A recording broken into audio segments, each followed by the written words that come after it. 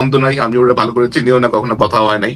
এবং এনসিপির প্রতি আমার কি আছে না আছে, আমার মনে হয় সেটা এনসিপির দুই একটা লিডার খুব ভালো করেই বলতে পারবে।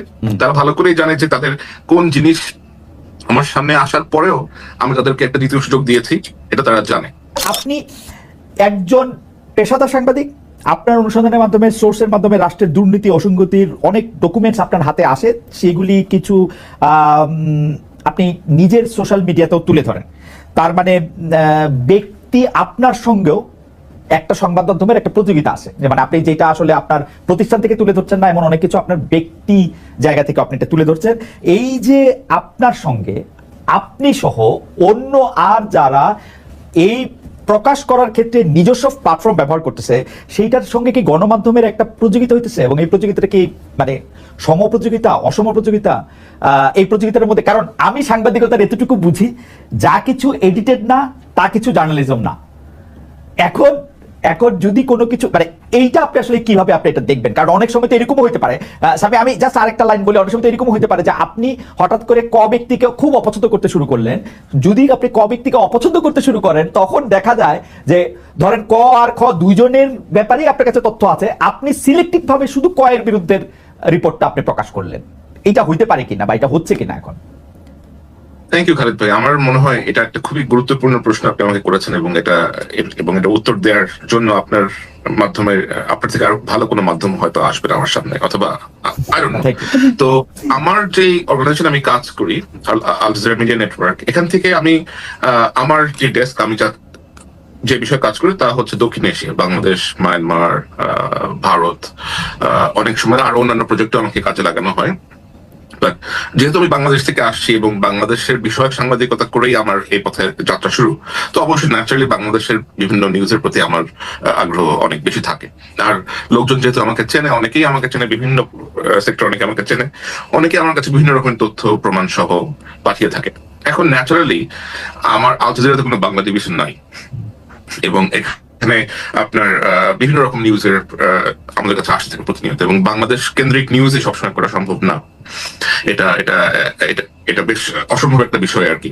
আর ডকুমেন্টারি করতে অথবা একটা নিউজ স্টোরি করতে আমাদের সময় লাগে, অনেক অনেক ওয়েটিং লাগে।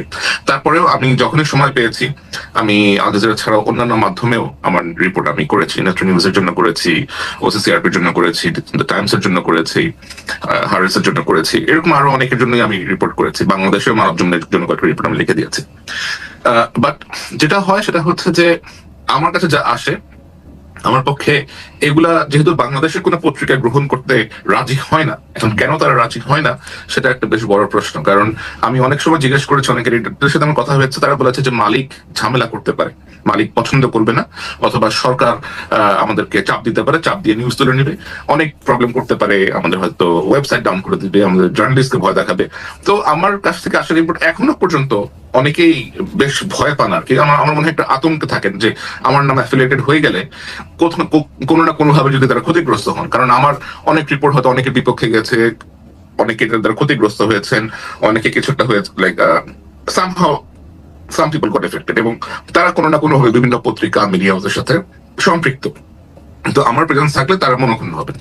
তো আমি যেটা করি, যেগুলো বেশি গুরুত্বপূর্ণ, একেবারেই যেগুলো বেশি গুরুত্বপূর্ণ, যেগুলো যাওয়া উচিত মানুষের কাছে, আমি নিজেই একটু সময় বের করে ওই সেই রিপোর্ট গুলা অথবা সেই ডকুমেন্ট যা কিছু আসে একটু যাচাই বাছাই করি।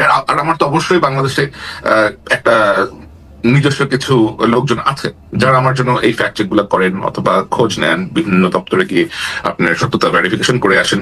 তো সেই মেকানিজমটা আমার আছে, বাট আমি ওটা সামনে আনতে চাই না, because I don't want to risk that. আপনি অবশ্যই সামনে আনবেন না স্যার, আপনি তাকে প্রোটেক্ট করতেই হবে। আমার মানে এক লাইনে, এবং সেগুলো আমি এডিট করেই নরমালি প্রকাশ করে থাকি। আর আমার মনে হয় যে আমি ফেসবুকে যেটা করি এটা আসলে সাংবাদিকতা না, আমি তো ফেসবুক সাংবাদিকতা করতে আসি নাই। আমার সাংবাদিকতা অন্য জায়গাতে হয়, যেটা আমার কাছে আসে, এটা আমার কাছে চলে আসে তথ্য, এবং আমার মনে হয় যে মানুষের জানা প্রয়োজন, পিপল শুড নো, আমি শেয়ার করে দিই।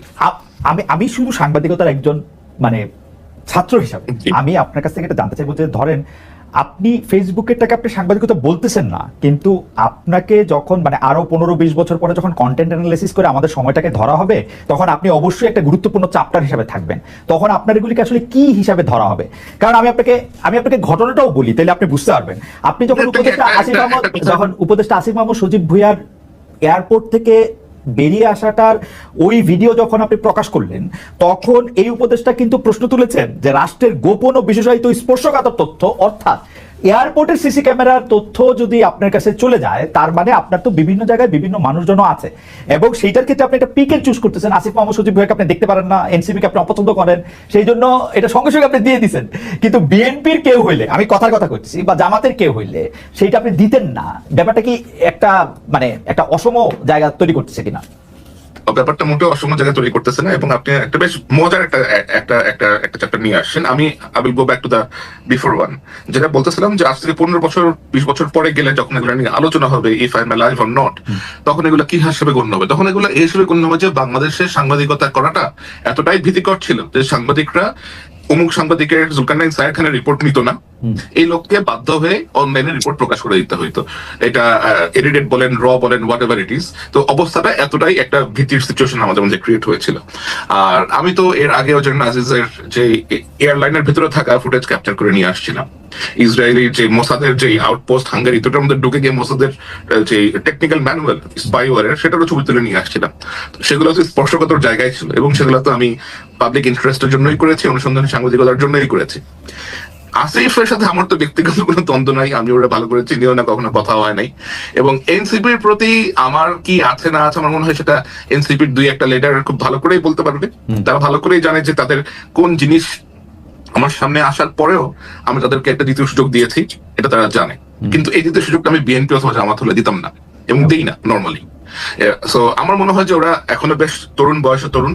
তারপরে আপনার কোনো বায়াস কারো এগেইনস্টে বা কারো পক্ষে এরকম কোনো বায়াস অবশ্যই না। কোনো বায়াস? আপনি ভুল কাজ করবেন, চুরি করবেন, দুর্নীতি করবেন, ধরা পড়বেন, সামনে আসবে, আমার কাছে আসবে, আমি আপনাকে শেয়ার করে দিব। সেটা আপনার সোশ্যাল মিডিয়া পোস্টিং এর ক্ষেত্রে আপনি কোনো বায়াস থেকে কোনো কিছু করতেছেন এরকম আপনার মনে হয় না? না, never never, I will never do that. আপনি যদি কোনো কিছু একটা অপরাধ পান কোথাও, আপনি আমার কাছে যদি এসে বলেন, এটা যদি কোনো বিশেষ ব্যক্তির বিরুদ্ধে যায়, এতে তো আমার কোনো কিছু যায় আসতেছে না, আমার তো কোনো মাস্টার নাই, তাই না?